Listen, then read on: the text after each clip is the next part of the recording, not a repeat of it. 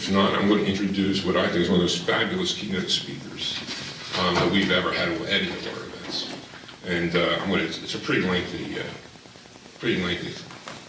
do the short version. The short version. What's the short version? Okay, here is Chris Malone. Let me tell you. Chris is founder and managing partner of Fedelum Partners, a firm that specializes in customer loyalty, insights, strategies, and results. Chris has over 25 years of sales, marketing, consulting, and organizational leadership experience, and a track record of driving growth and profitability. He held senior marketing positions at leading organizations such as Choice Hotels, Aramark, Coca-Cola, the National Basketball Association, and Procter & Gamble, and has consulted to a broad range of Fortune 500 companies. As Chief Marketing Officer of Choice Hotels, one of the largest hotel companies in the world with over 6,000 hotels open worldwide, Chris led the company's 800-person global consumer marketing, worldwide travel industry sales, e-commerce, and reservations organization. Previously, he served as the Senior Vice President of Marketing for Aramark Corporation, a multinational food, facility, and uniform services enterprise with over $12 billion in revenue annually. Chris is also co-author of the award-winning book, The Human Brand, How We Relate to People, Products, and Companies, which was published by the Josie Bass division of Wiley Publishing. He's delivered 100 keynote speeches on the insights from his books and the world. Chris is also a frequent guest and contributor to CNBC, Fox Business, Bloomberg TV, Wall Street, Journal Live, Forbes, and Business Week. Chris holds a bachelor's degree from the University of Maryland at College Park and an MBA from the Wharton School of the University of Pennsylvania. You can send you Chris Malone.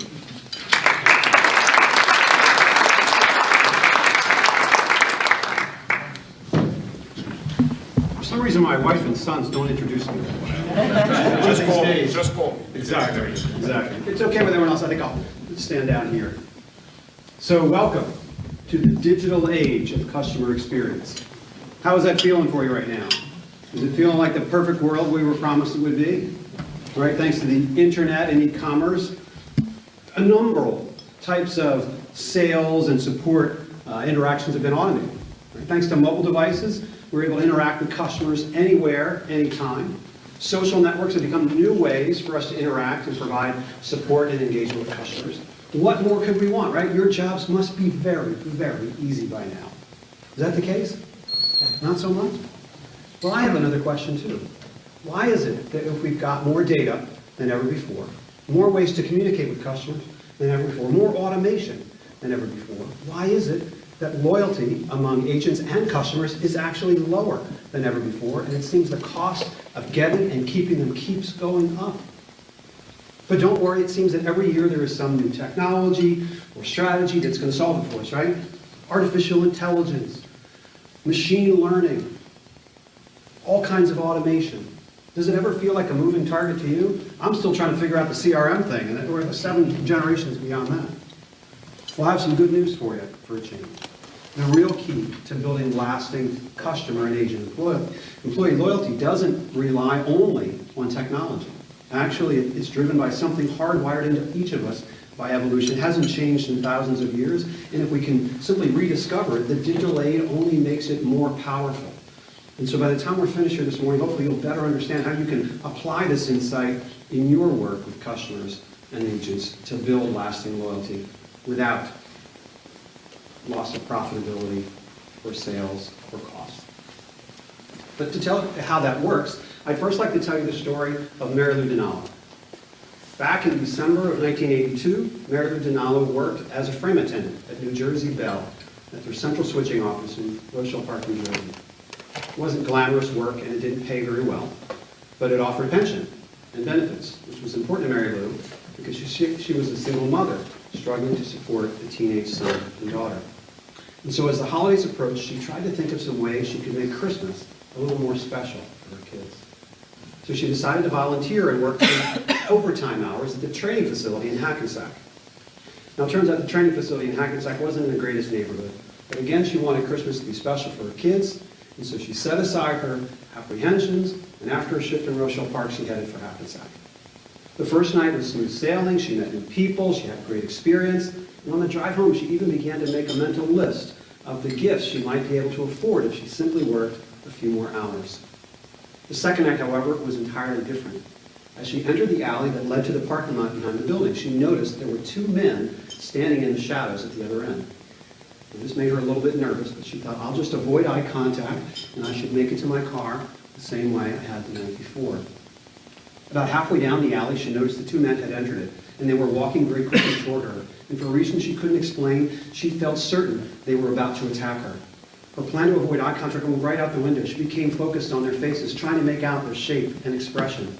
And then when the men were about 10 feet away, she could feel a scream welling up within inside her. And then her brain recognized something unfamiliar. And for the first time, words came out of her mouth that she didn't even expect. She said, "Hi, Frank."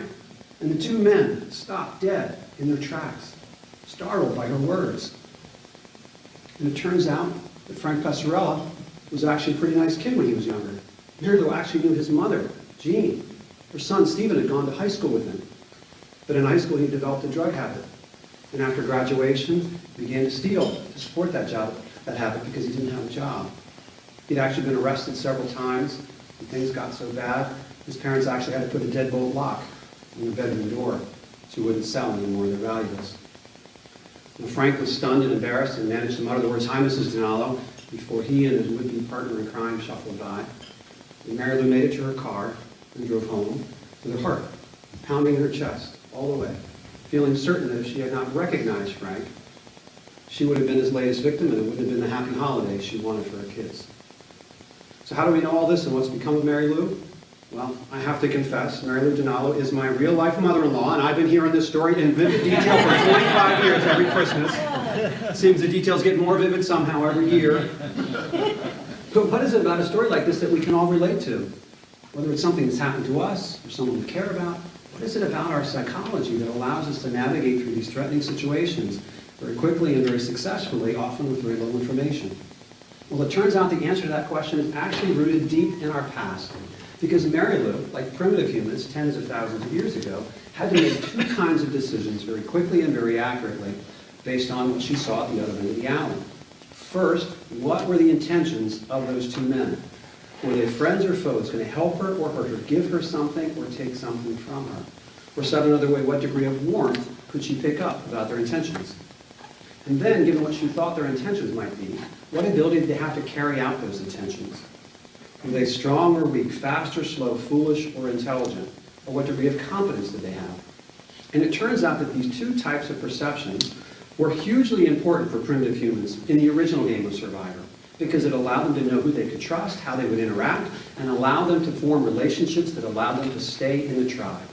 Because in the original game of Survivor, if you got kicked out of the tribe, you didn't get to go to Redemption Island like they do on TV, right? More likely you'd be dead within a few weeks because we're so dependent on one another for food, clothing, shelter, and protection.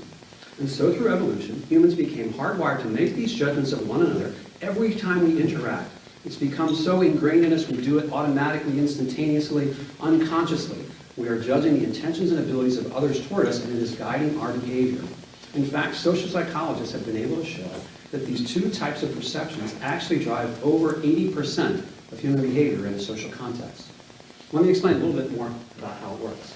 You can think about warmth as a whole category of perceptions relating to intention. Is this person honest? Are they trustworthy? Are they warm? Are they friendly? Are they approachable? Do they have my best interest in mind, or are they only looking out for themselves? And the list of things you might perceive about intentions could go on and on. Competence is all the things that you would expect, right?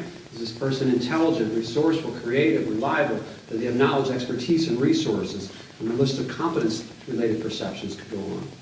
And it turns out that these two types of perceptions actually cause a predictable pattern of emotions, and it's the emotions that actually cause our behavior. So let me give you an example. Think of someone you know who's very warm, friendly, honest, and trustworthy, but is also really capable and skilled at what they do. Well, this typically causes us to feel admiration and pride. We are drawn to these people and become loyal to them. However, if we take all of that same competence and think of someone who has all the same skill and ability, it's kind of cold and unapproachable, and we're not sure what their intentions are towards us, that causes us to feel envy and jealousy and distrust. And the behavior that comes along with that is kind of grudging cooperation. We go along to get along, but we're not sure we could trust this person if the chips were down. Flip that around again and think of someone who is warm and friendly and honest. It's really not very reliable. Well, this causes us to feel sympathy and pity. And the behavior that comes from that is indifference and neglect. They can't really help us, they can't really hurt us, and so we kind of ignore them. But the worst combination of all, of course, is if you're cold and incompetent. That just makes us angry. We want nothing to do with you, and we avoid you like the plague. So whether we realize it or not, we are all every day passing through these patterns of perception and emotion that are guiding our behavior and allowing us to form relationships and determine who we can trust in all of our interactions. Let me give another illustration. Like any good model, it has to be plottable in 2 dimensions and 4 quadrants. I'd like to pose a name to you, and I'll need a little bit of audience participation. Help me out here. If I were to pose the name to you, Tom Brady, quarterback for the New England Patriots, how many of you think Tom Brady is very warm, friendly, honest, and trustworthy? By a show of hands. Oh, I got a couple of Patriots fans in the room. Excellent. Great, great. Okay, how many of you would say that Tom Brady is very competent, capable, skilled, and effective at what he does? It's kind of hard to argue with that part, isn't it? Even if you're an Eagles fan, right? Well, that's exactly how we see Tom Brady. He's very competent, capable, but after that flaky, maybe not so honest and trustworthy. Let me give you another name. Remember the actress and singer Jessica Simpson? How do you feel? Warm, friendly, honest, and trustworthy for Jessica Simpson? Yeah, mostly people say pretty good. And then how about competent, capable, skilled? Not so much, right? And so typically most people see her as well-intentioned, but not necessarily the sharpest, and so have kind of a little bit of indifference towards her. It won't surprise you that people like Oprah Winfrey are seen as very warm and very friendly, have a very little following. And then who in Hollywood to carry the flag for cold and incompetent, and our good friend, Charlie Sheen? I mean, there's a lot of talent there, but clearly he's way off the rails. And so actually, this is actually from research that we've done with adults across the country, and this is how we perceive them. So perhaps it illustrates that we do, in fact, see people this way, whether we realize it or not, and we're kind of classifying them and our attitudes toward them, and our behavior follows accordingly. But it turns out that we are so strongly wired by evolution to see the world this way, that it's not just people that we see through this lens. There's actually been research done to show how we perceive different animals on the basis of warmth and confidence. And here's what they found. In the upper right-hand quadrant, that's where we find our dogs and cats and horses that we love. In the lower left, we have rats and snakes and lizards that we detest. In the lower right is where lions and tigers and bears and sharks are seen. And we weren't sure what we find in the upper left-hand quadrant, but it turns out the place you really don't want to be if you're an animal is up there, because it turns out that that's where the cows and pigs and chickens that end up on the menu are. That's the cost of the difference if you're an animal. So it turns out the same pattern of perceptions and emotions that we have towards people, we also have towards animals. So when I first stumbled across this work back in 2009, there were 2 things that came to mind very quickly. First, if there is this universal human perception process that guides so much of our behavior, how come I've never heard of it before? I'm a reasonably well-educated and read person. And it turns out that it's only been recognized in academia in the past 10 years as the universal human perception process. And so it's not well known outside of academia. And then the second thought I had is, if it's true that it guides so much of our behavior and all of our social interactions, how could it not be impacting how we do business? Where we choose to work, what we choose to buy, what we become loyal to. And so I reached out to the world's leading authority on warmth and confidence, who, as it turns out, is right here in Princeton, at Princeton University, Dr. Susan Fisk. And I said, hey, I've got a theory that your model predicts not only what people do in social context, but what they do in business. She said, that's very interesting, let's check that out. And so we spent the next 3 years conducting research on over 50 companies and brands, asking their customers and employees how they perceive them on the basis of warmth and confidence, and how that impacted their loyalty. So here's what we found. In the upper right-hand quadrant, we found lots of well-known nonprofit organizations. Household names like Hershey, Johnson & Johnson, Campbell's, Coca-Cola, Amazon, companies that have long-standing reputations for loyalty and respect. In the lower left-hand side, we found lots of large banks, oil companies, insurance companies, tobacco companies, same companies we hear so much frustration and distrust of in the public media and news. In the lower right, we found lots of luxury brands like Rolex, Rolls-Royce, and Mercedes. And it's important to point out at this point that if you are an owner of a Mercedes, you may not see the Mercedes brand that way. But these are the perceptions of the total adult population. And for most people, that is beyond their reach financially. They don't perceive it as warm and as approachable. We weren't sure to find anything up in the upper left-hand quadrant, but it turns out that this is how we see the Postal Service and Amtrak and the Veterans Administration and all these government services that are perhaps well-intentioned but not as competent as their commercial counterparts. So it was that same pattern of perceptions and emotions and behavior towards company and brands that we saw towards people and all the other things we perceived. While that was very encouraging, it confirmed what we thought. What was perhaps more useful and more important is that when we rolled up all of that data We looked at how it impacted purchase intent and loyalty. We found that fully 50% of that purchase intent and loyalty among customers and employees could be explained by 4 basic human perceptions: warm, friendly, competent, and capable. Things you would say about the people at a company or a brand, even if you never had any direct contact with them. It turns out that our brains are wired that we need to fill in those gaps. Whether we meet those people or not, we are filling in the gaps based on the product experience, the advertising, the word of mouth, what we read. All of that is trying to fill in. So we're making decisions based on either what we know or can infer about those people, even if we have no direct contact with them. And perhaps that explains why we have more data than ever before, but less loyalty than ever before. Perhaps we've been missing half the picture.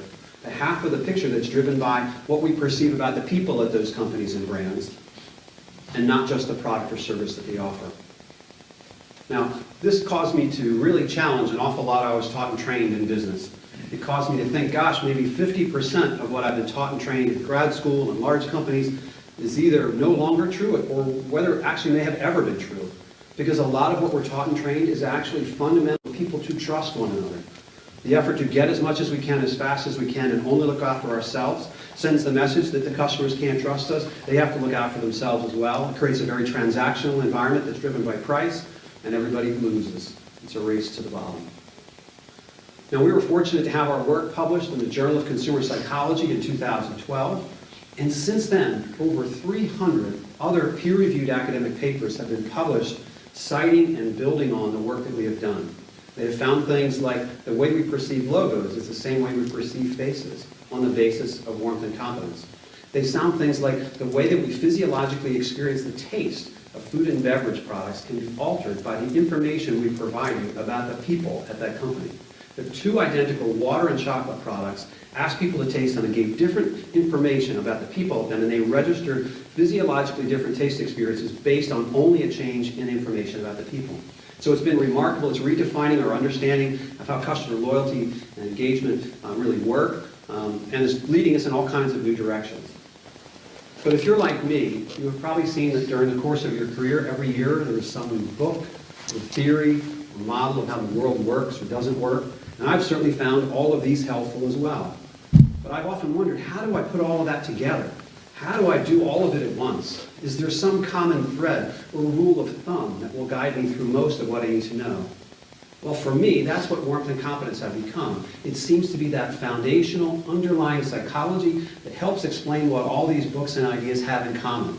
The psychology of trust and loyalty between humans that is hardwired into us by evolution. Let me tell you another story that will kind of bring to life how this works in the digital age. I'd like to tell you the story of Teresa Cook. In August of 2012, Teresa Cook lay dying in a hospital bed in Nashua, New Hampshire.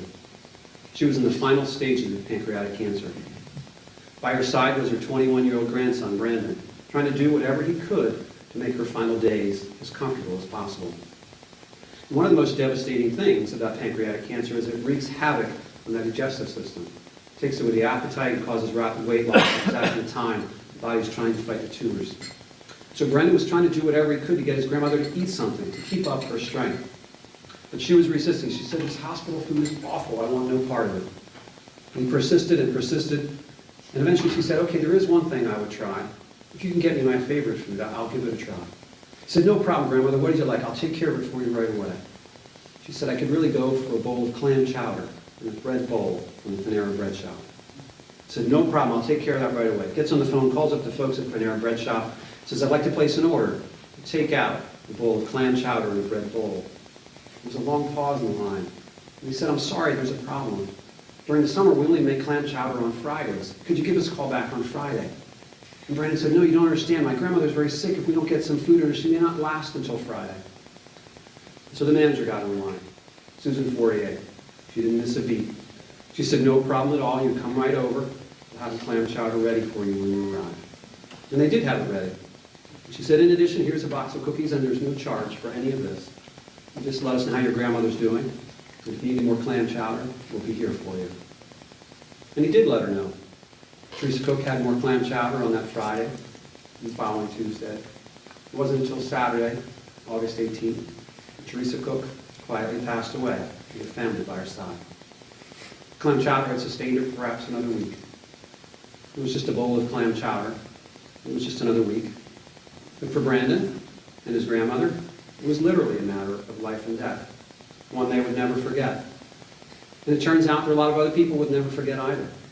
Because on that first Tuesday, Brandon sent a little thank you note over to the folks at the Panera Bread shop. And he sent that thank you note on his Facebook page. And so what do you imagine happened next? Within a few days, over 800,000 people around the world had liked that post. Nearly 35,000 had posted comments saying things like, "This is why we're going to dinner at Panera tonight." People saying, "We don't have a Panera in our town, but when we do, we'll be going there." Employees saying, "This is why I'm proud to go to work every day. We do things like this whenever we can." And so it begs the question, what accounts for this tremendous outpouring of emotion and behavior?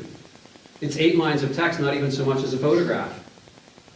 Was the price, the quality, the speed of service, location? No, it wasn't any of those things.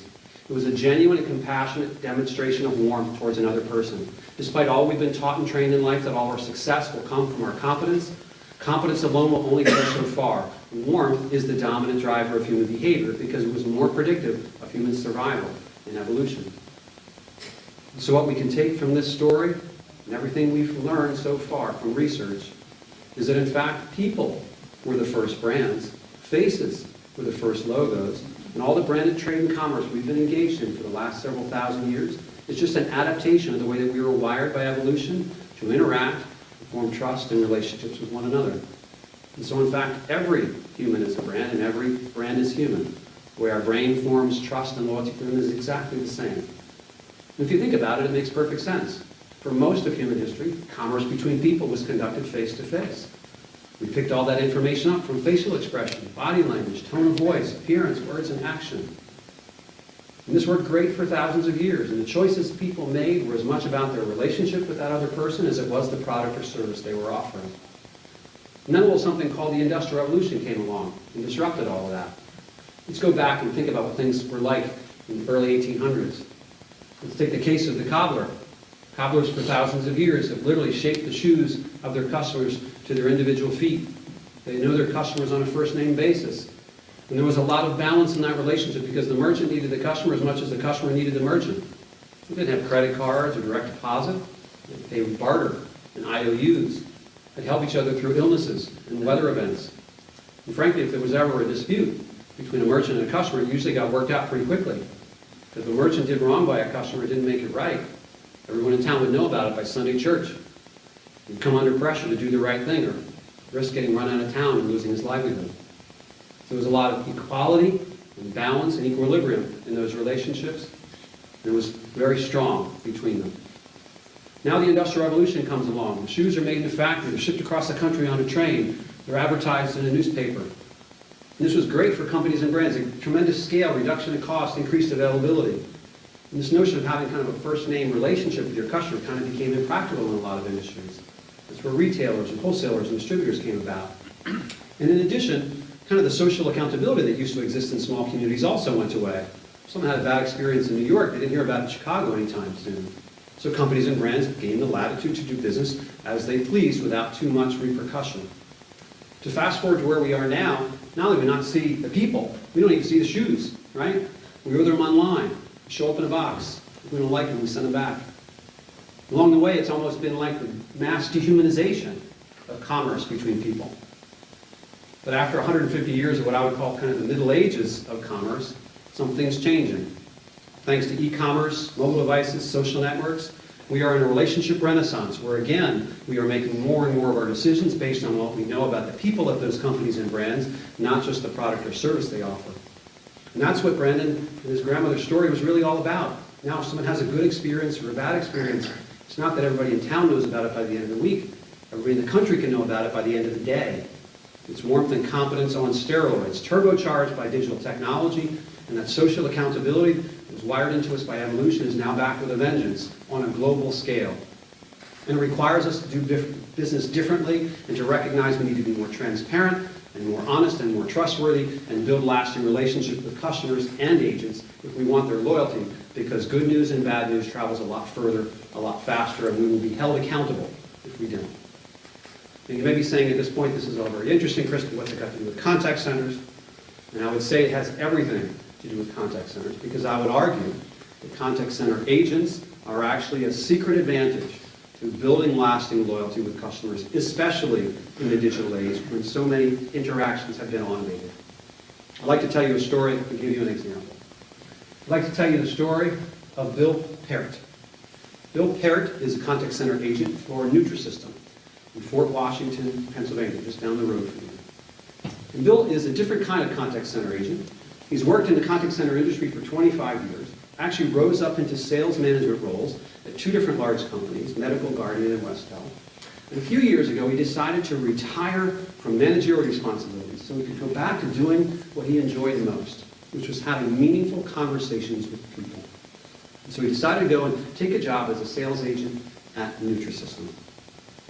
But Bill has a different approach than many agents.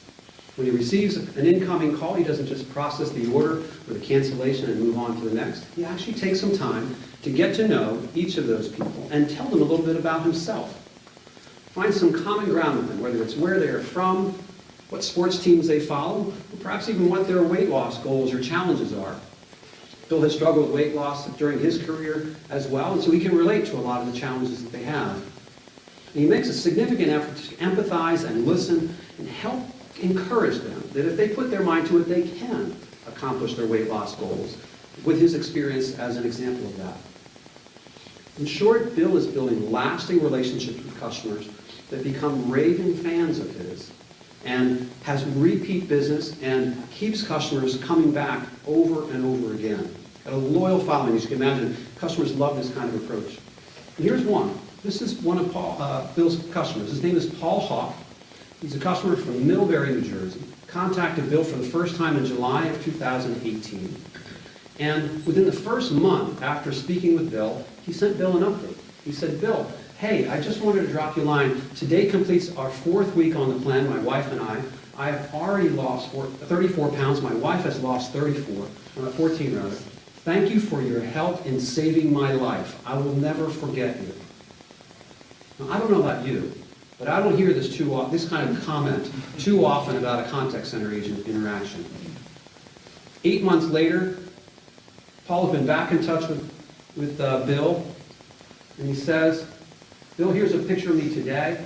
I haven't been to wear this outfit in 5 years. The jeans are not big on me. I've lost 141 pounds. I'm more than halfway to my weight loss goal, and I will continue to keep you updated. And I said to Bill, what is your secret to success? And he said, Chris, once people know that you genuinely care about them, it changes everything. If they know they like you, trust you, and that they can rely on you, they will take your advice. If they know that you genuinely care about them. And so the point of all of this, Bill has a tremendously high close rate. His handle times are a little bit higher, but he brings 20% of his sales are from referrals, and he looks forward to coming to work every day because he knows he is making a lasting difference in the lives of his customers. He doesn't set out every day with a sales goal. He says, I set out with the goal to have 10 to 15 conversations with people where I demonstrate that I genuinely care about them, and everything else takes care of itself.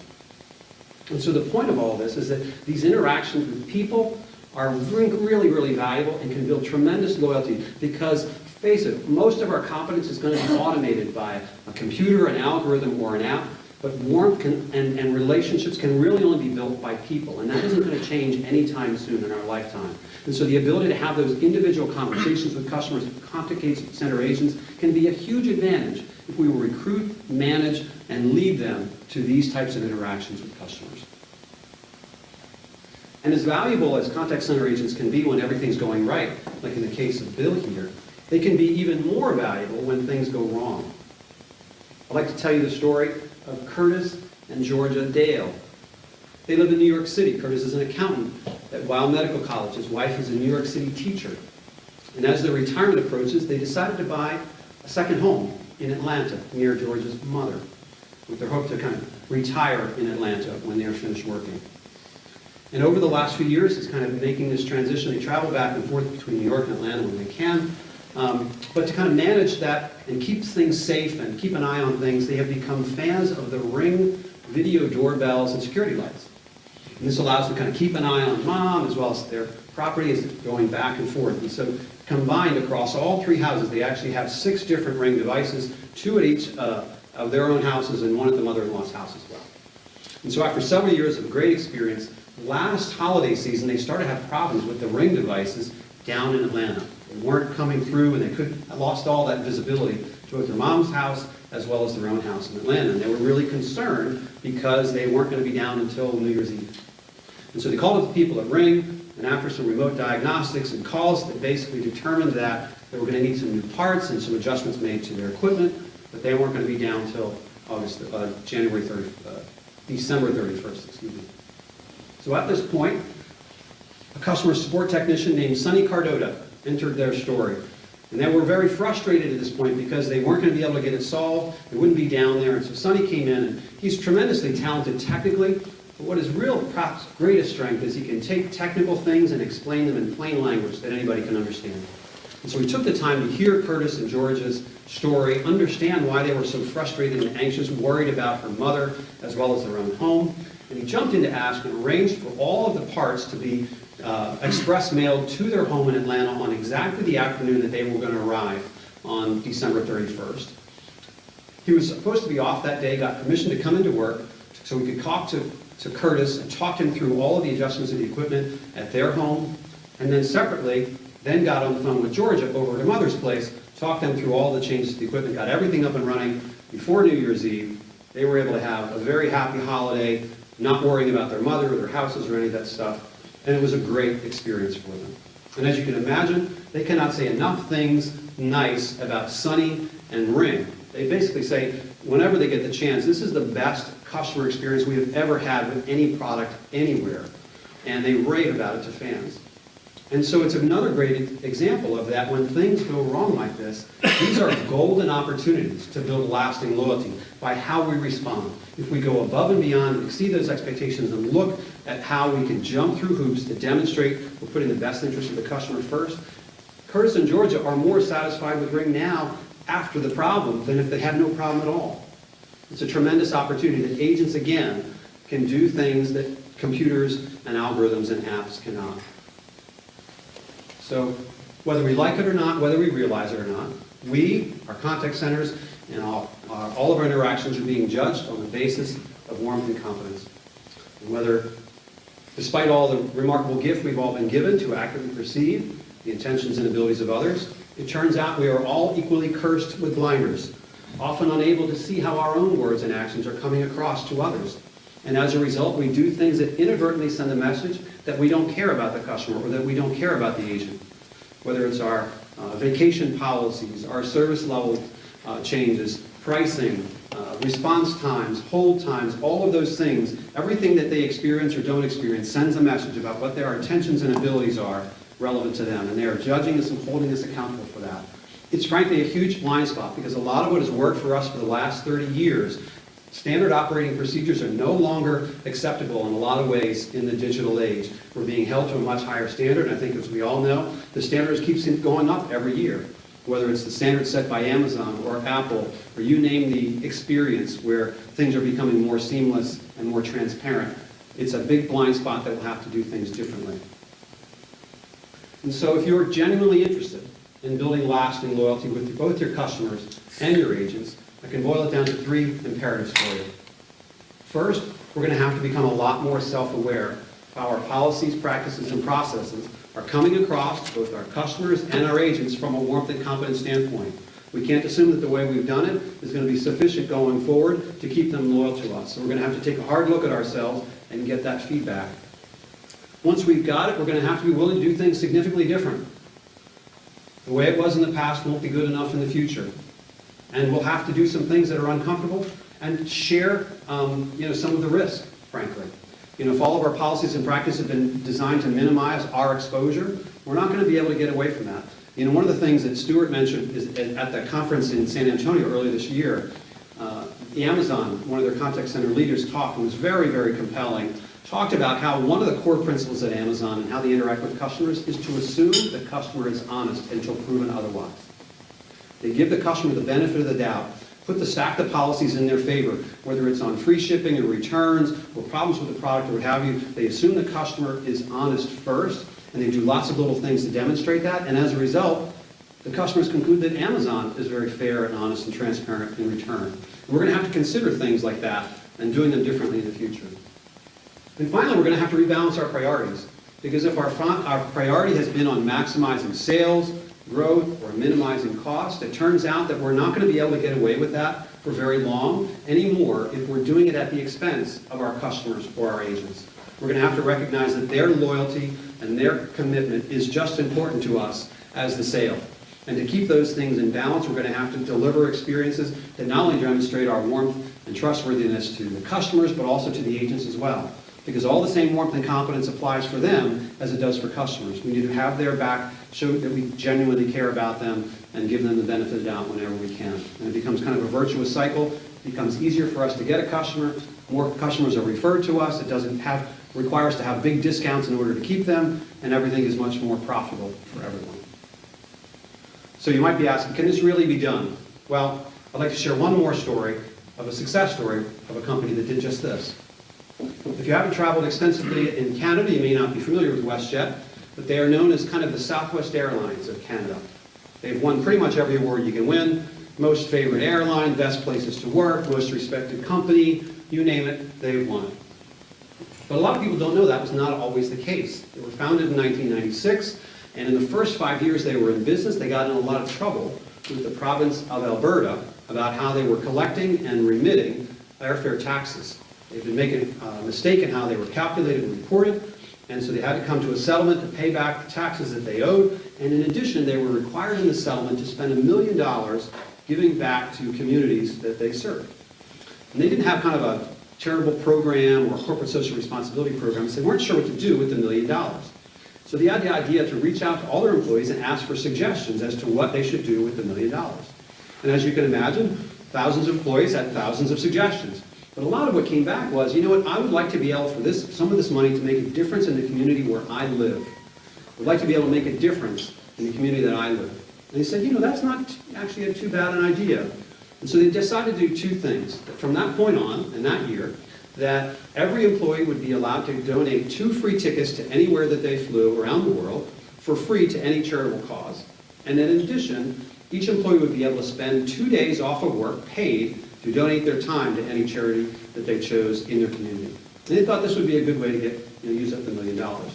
What they were unprepared for was the dramatic impact that this had on the attitude of their employees. That they were shocked that the company had done this and given them the ability, the responsibility to donate this information and value and time to their community. And it really inspired and enabled them to come to the work every day in a much more charged up fashion. They were motivated to take care of employees and to take care of customers on flights and so forth. It really elevated the experience that customers are having and elevated the engagement that employees are having, to the point where now they are renowned throughout the industry for their customer community support programs around the world. So much so that now every year they put a spotlight on one of those programs. They call it their Christmas Miracles, or WestJet Christmas Miracles. They kind of create a video that highlights some of what they're doing and that involves their contact center agents and all their other employees to give back to communities. And I'd like to share one of those with you because it's a great illustration of exactly what we've been talking about to build lasting loyalty with both their employees and their customers. It was a day before Christmas on a faraway island, a small town where our friends live. A place full of smiles. Yes, we've been to this town many times before, but this time was different. There was a miracle in store. A little sleigh appeared on a street by the shore. But why was it here? What was it for?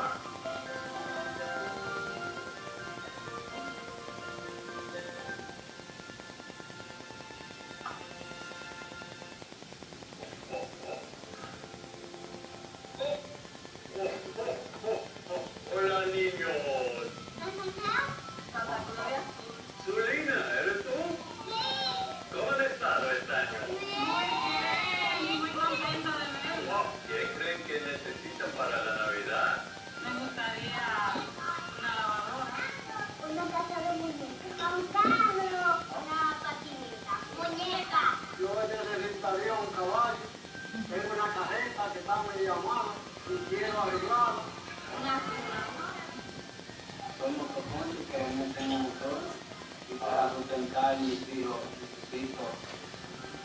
que me premien con un sol. Santa spoke to each person long into the night, and Westerners were ready to shop at first light.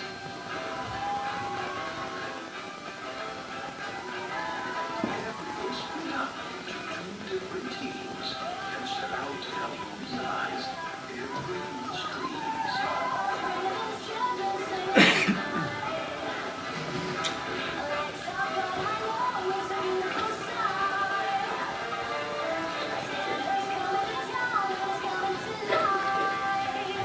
The very next day, the whole town was invited down the beach to a party. All the kids were excited. They all stood in the snow under tropical skies. No idea what was about to arrive.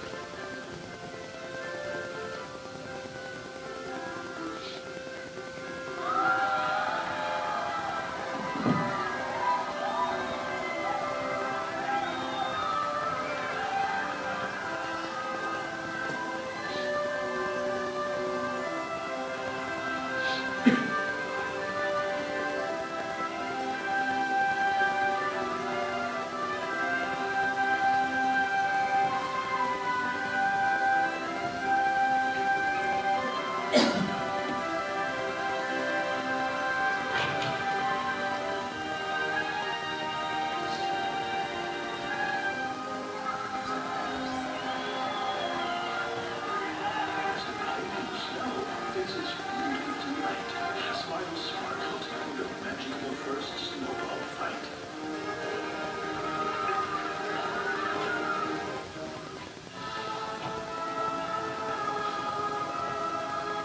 Santa didn't forget Cristiano, of course. When the big man arrived, he was leading a horse.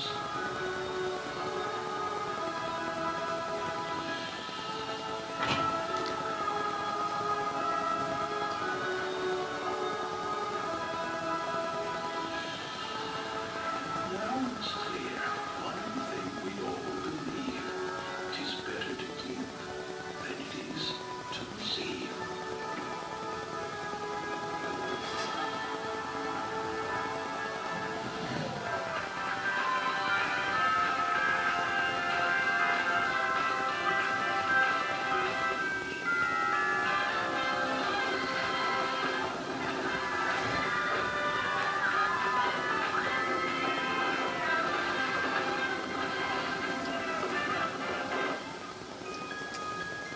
And the very next day, when they rose from their beds, with memories of Christmas still fresh in their heads, Para mis niños en la comunidad no es fácil.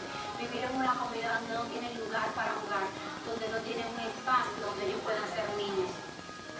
there was one lasting symbol, one more gift to reveal.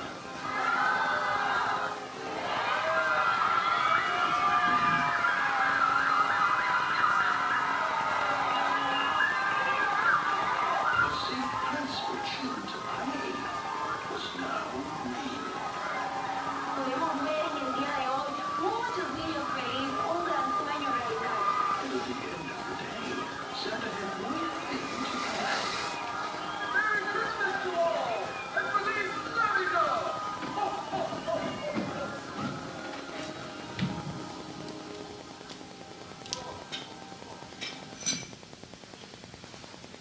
So if you felt anything at all while you're watching that story, that's warmth and confidence working on your emotions. That's exactly what we're talking about. You see it, you feel it, and it moves you. You may say that's all very nice, but what's it got to do with selling airline tickets? Well, it turns out it's got everything to do with selling airline tickets, because these videos have been viewed over 50 million times around the world, not only by passengers in markets that they serve, but passengers in markets that they do not serve, and all of their employees. Think about how you feel every day, to feel like there's a little program like this in your community that you're involved in. It makes you proud to be a part of that type of organization. And dramatically inspires them. And it's a very non-traditional way, right? This is not even a direct experience with customers. This is what we call an indirect experience. But we don't need to have a direct experience for those emotions to be triggered. Those secondary and indirect experiences have just as much impact on us. And they send the message that those WestJet people are probably pretty nice. they're doing stuff like that for people in these communities, they would probably be pretty nice to me. That's the way, those are the conclusions that we draw and how it works. And oh, by the way, since they started doing this in 2011, their earnings only went up by 150% in the first 5 years, roughly 30% per year, because getting passengers and getting employees and keeping them without having to discount or rely solely on compensation became a lot easier. And so the surprising but powerful fact is that by putting the best interests of our customers and agents first and engaging them, we actually get more back financially than if we just focused on the bottom line alone. Because we can't get away with squeezing the bottom line for very long anymore. And so hopefully by now the moral of these stories is clear. In an age where the loyalty of our customers or agents can be won or lost in a single day, the click of a mouse or the touch of a screen, our ability to demonstrate warmth and confidence is perhaps one of our greatest opportunities. And it only makes sense in every human endeavor, personal, professional, commercial. We have always relied on the loyalty and cooperation and support of others. And so this notion of putting the best interests of customers and agents first does not require us to recklessly disregard our own self-interest or our financial obligations, but rather it's a form of enlightened self-interest, that by putting their interests first, we will get far more back in the medium and long term. And so I challenge you, don't allow your brand, don't allow your company, don't allow your contact center to be just a manufacturer of more faceless transactions. Embrace the human brand that is inside all of your organizations. Demonstrate your warmth and confidence to those that you serve. And if you do, not only will you get the loyalty that you're looking for, the financial results that you're looking for, but more importantly, you have the opportunity to make a lasting difference in the lives of your customers and your communities. And there's no greater accomplishment than that. I hope this is helpful. Thank you for your attention.